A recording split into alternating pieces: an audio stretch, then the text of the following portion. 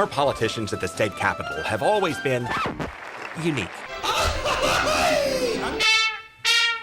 Every year they find new ways to catch our attention, like the time we caught the current chair of the Senate Rules Committee leaving town early. The business of the Senate concluded early today. While her colleague voted for her, making it look as if she was still there, she claims by mistake. I can understand how they may say that it looks sloppy. We also caught the Republican who sponsored tighter voting rules for all of us, voting and then voting again in the name of an absent Democrat who was out of town for his mother's funeral. For people back home who look at this, people look at this and say, this is just a dysfunctional mess, the whole thing. Is it? It absolutely is. And this year we found more lawmakers pushing other lawmakers' voting buttons because their rules allow it if they get permission.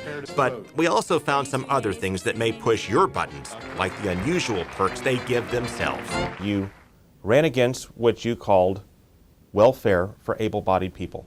That's correct.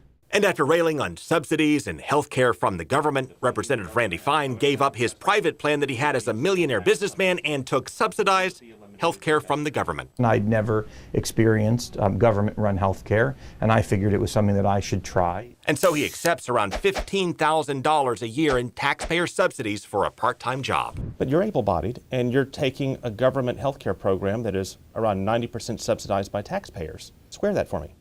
It is a benefit of having the job. But you don't have to take it. You don't have to take a job. You don't have to get paid. He's not alone here. 90% of the legislature also takes the perks while blocking federal money to expand health care for the poor. And therein lies the hypocrisy. What's good for me is better for me.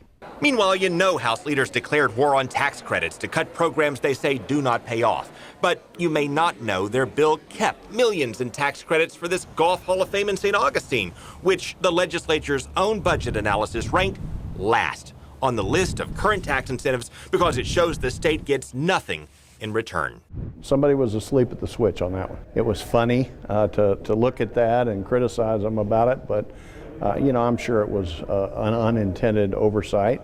No, the sponsor just didn't want to get sued. So that was not an oversight, you did that on purpose? It's not an oversight, no, because it's an existing deal. Well, the Hall of Fame says it does pay off and that state lawmakers got it wrong, which would not be the first time. And that brings us to our final stop of the day, from Tallahassee to Alachua on a road they call Progress. And so Florida built this 2-lane road that curls into the woods and then takes off into nothing. Look at this. State lawmakers spent $500,000 on a dead-end road to nowhere. It just tells me that somebody screwed up somewhere. Some of the lawmakers agree. It's just, just take some of your tax dollars and burn them, because that's what happened here. Turns out last year, some anonymous lawmaker slipped this road project into the education budget, apparently in the hope that it would lure a company that never came. Just a dead-end road. Yeah, dead-end road with a gate on it. Do you know who slipped in that road to nowhere? Do you know who did it? No, I said that's a new thing to me. Just one example of a hidden project that rolls off course. Well, it happens because this is what sausage making is all about. Do you know who put that road to nowhere in the education budget? I'm not aware.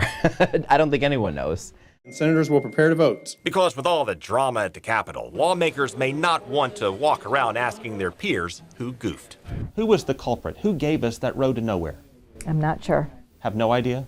No. If you know, blink. I don't.